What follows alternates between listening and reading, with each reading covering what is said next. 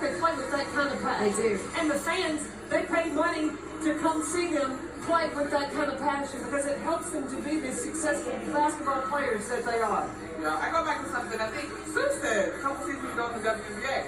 Adding all the bells and whistles, which are standard on some of the men's opportunities, only elevates our game. I mean, it's been a pleasure for me to jump on first take and have a conversation about who's going to see what, even though I was wrong. I did not think LSU been here. But for these conversations to be on mainstream platforms and for folks to challenge, and even the dialogue on Twitter, when it is healthy, of course, and respectful, it's been great because I think not only are the athletes competitive, fans can be competitive. You can root for your team and be all in on that. So I just think we're in a great place. I think that when you look too at television commercials, who they have there, they have female athletes. That's the big thing. And can we talk about what Kim Mulkey has done going back to her attire? I mean, it's just things that will get you in the door, and then once you're able to see women's basketball players play, you come back for more. And that's what, look, we had 4 game days this year. And y'all were great at all of them. And then how many sellouts happened this season? It was at Iowa, they sold out. Indiana had a sellout. South Carolina, that's become a routine situation. For sure. In Columbia. Stanford having a sellout, like across the board, across the country too.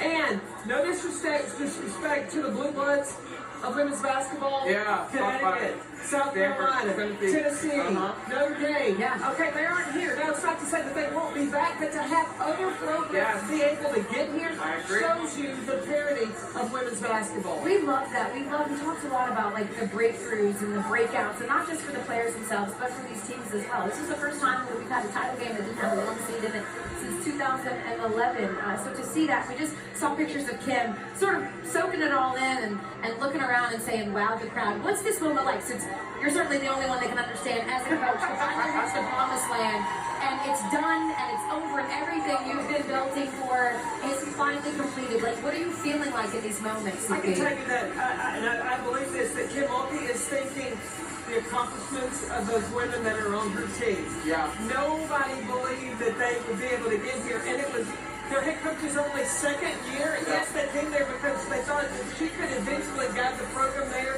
but to be part of making history.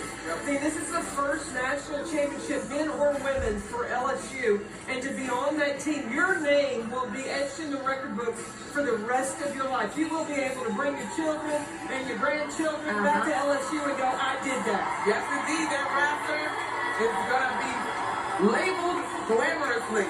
Yeah, and we heard Lisa Luter talk about that with Holly, right? That's what she told her girls at shoot-around. You know, these championship banners go to every single Final Four, and one day you'll be able to come and bring your grandchildren, maybe their children, and you can talk about what you did in that piece of history that you now occupy. As you see Kim Mulkey there cutting down the net and doing it in fabulous fashion. Okay, I was like, a couple people on that ladder. I'm going to need to be careful though now. Yeah, we don't need to keep calm and let Kim handle it.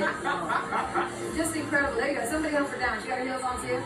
LSU wins for the first time in program history, a 5% chance to do it.